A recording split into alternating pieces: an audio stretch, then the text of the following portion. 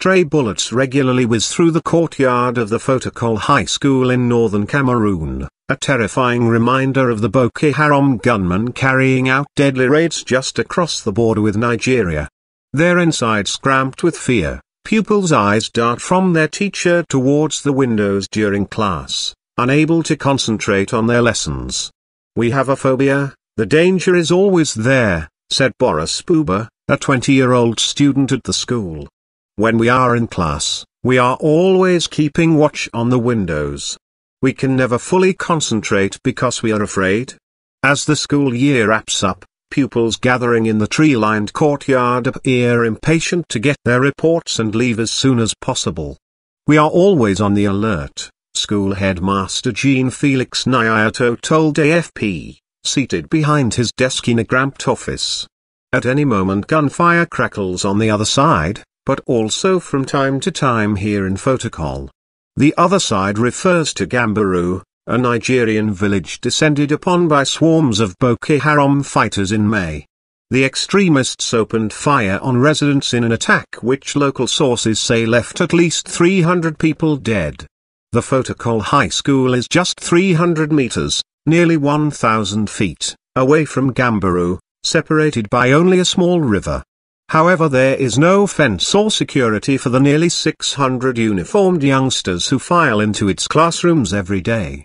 Threats to burn down school his expression taught. Nyato describes how bullets from Gambaru regularly zing through the high school, and mortar shells fall nearby.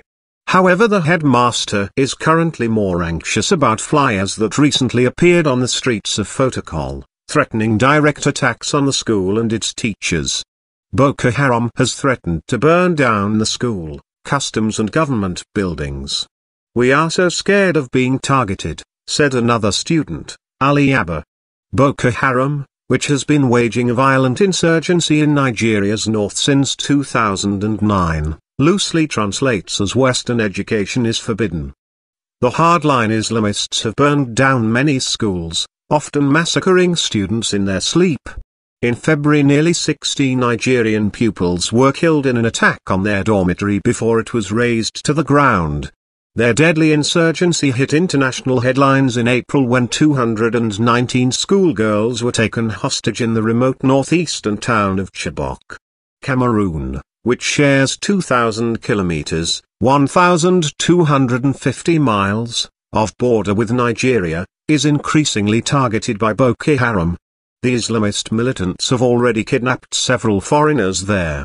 In mid-May, suspected gunmen from the group took 10 Chinese road workers captive in an attack which left a Cameroonian soldier dead.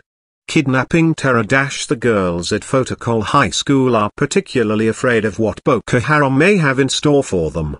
"I am so scared Boko Haram will come to our school and kidnap us," said Sidney Demisig, 15, a Christian who says she has been racked with anxiety and unable to concentrate in class since hearing of the Chibok attack. "Thoughts are racing through my head. I speak to Daddy about them to try and calm down," she said. Alice Kuvu, 20, said she decided to stay in school despite efforts by her parents to get her to leave Fotokol. She is afraid the kidnapping of the Nigerian girls will radicalize Muslim parents who already don't like sending their children to school. Especially girls. Some lost their minds. Surrounded by fellow pupils, Ali Abba pulls out his cell phone to show them a series of gruesome images.